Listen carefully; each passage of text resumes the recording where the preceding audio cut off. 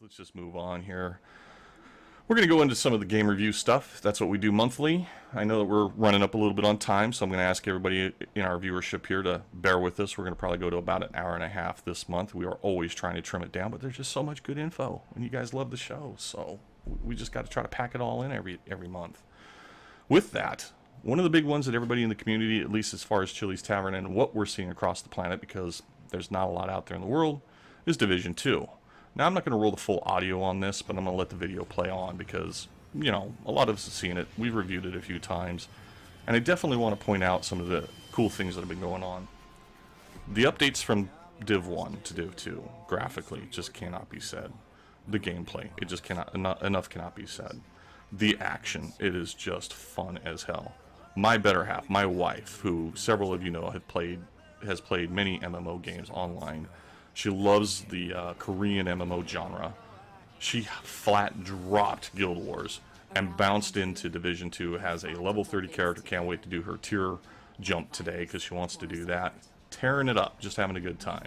So even players who aren't from the genre are enjoying this game. It's really bringing in a lot of crowd.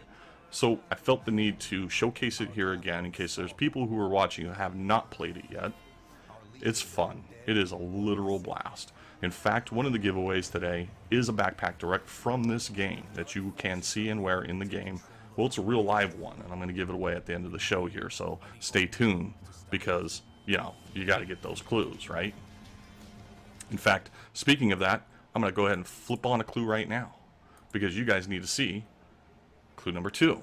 And clue number 2 is you're going to add a role to your account in the tavern. If you're not on the tavern, try to go ahead and post another link so that you can join the tavern, do the agreement stuff, get to know the bot, get that role assigned to you. So, Division 2, hot product, look for it. It's a blast. There's tons to do. There's a ton of the community playing it. Several different organizations that I know, or guilds or whatever you want to call them, are playing it. We've just been having a great time. They are also going to expand their product line. So, in light of a lot of games that promise DLC, and eventually we do get it, sometimes a long ways down the road, this product, if you sign up for the 1-year content, it gives us a bit more. Right, Okies? We're going to see something pretty quick here? Yes, as of next week, we actually had the update to open up the rest of the game that was supposed to come out of staging, so that we didn't all rush to the end of the game. But there was actually staged over the next 7 months. We're going to have a lot of this story content brought out and updates that are major, not including patch content or small events. These are major content updates that fill in large portions of the game that were not available at the time, or just questions we have that still aren't asked that we were missing in Division 1. There is one narrative point. Oh, go ahead. One narrative point with this company too. Massive have already majorly updated and fixed a lot of bugs in the game that most other companies still haven't done in their games that are 3-4 months old. Oh yeah, their release on time with a full game. Their bug fixing on time, fast, incredibly well done. Not causing a lot of downtime or a lot of hassle. Yes, there were bugs we had to deal with.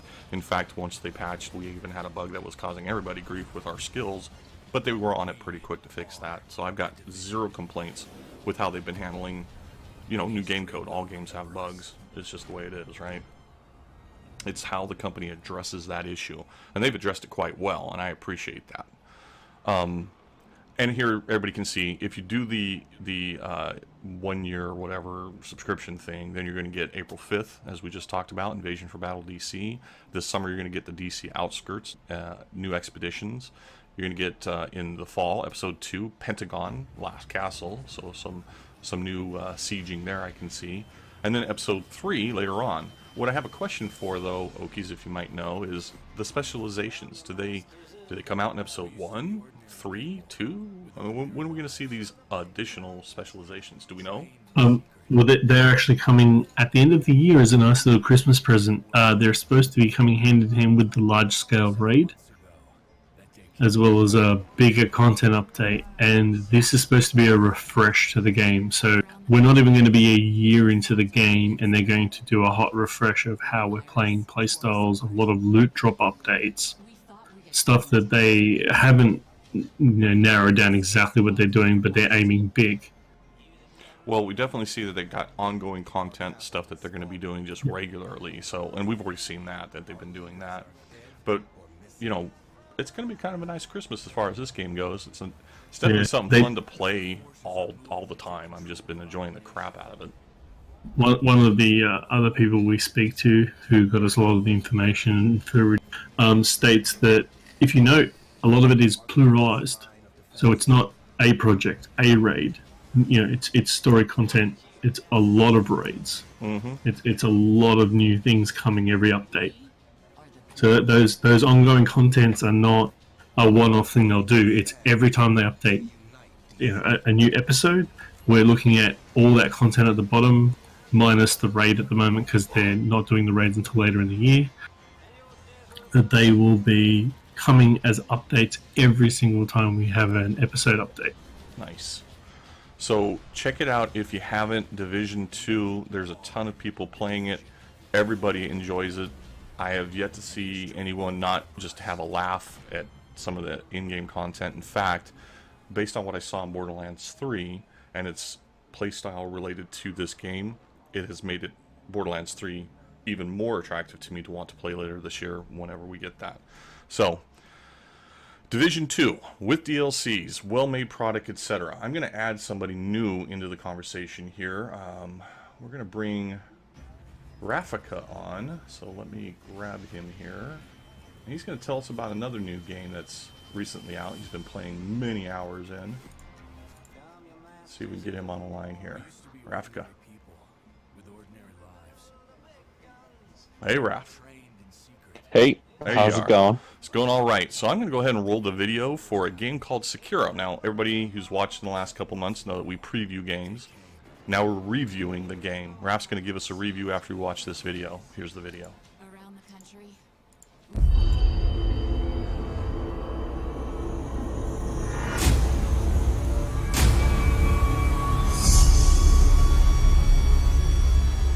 Welcome to a vision of Japan, unlike anything you've experienced before.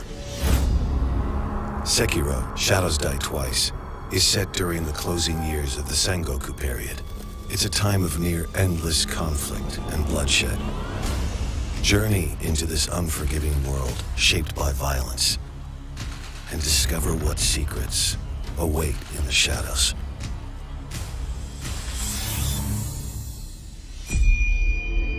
Sekiro, Shadows Die Twice follows the story of a shinobi known as the Wolf.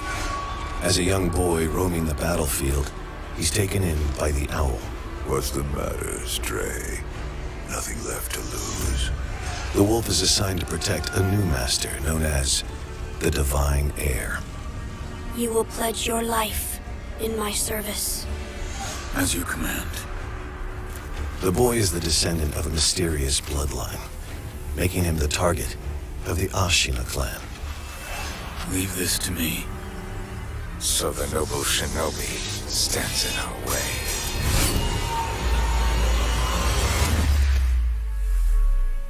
You must never forget the shinobi code. If your master is taken, bring him back at any cost. What is this? The Wolf's prosthetic arm changes how he fights.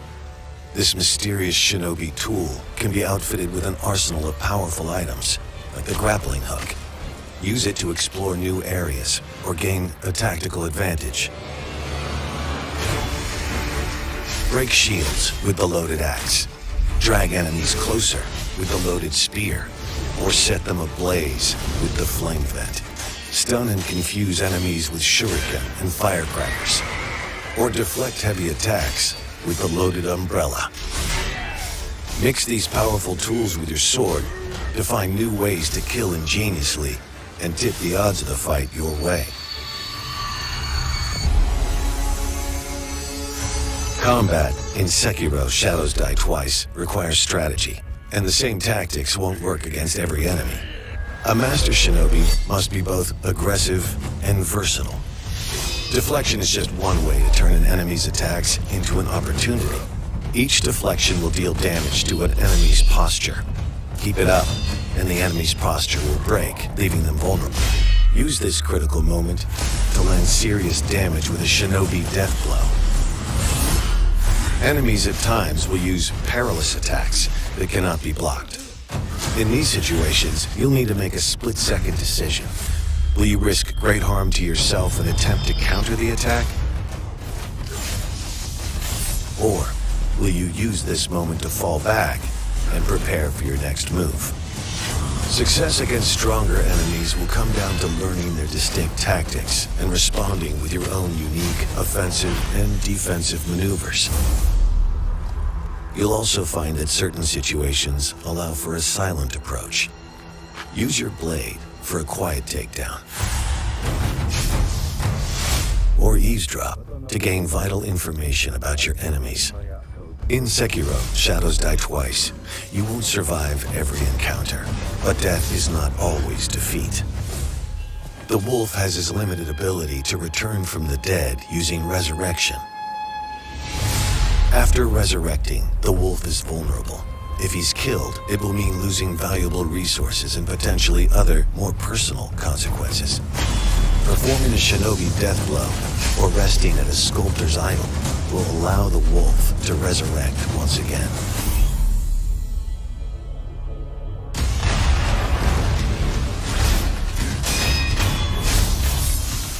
With each battle won, you'll begin to unlock new skills that help you fight and defend. You'll discover shinobi tools that expand the capabilities of your prosthetic arm and find materials like gunpowder to upgrade them.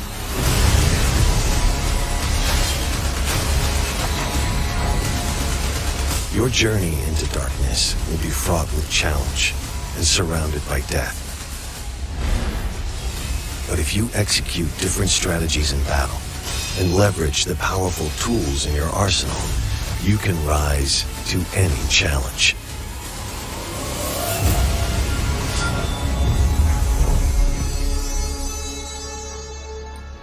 Sekiro, Shadows Die Twice. All right, Raph.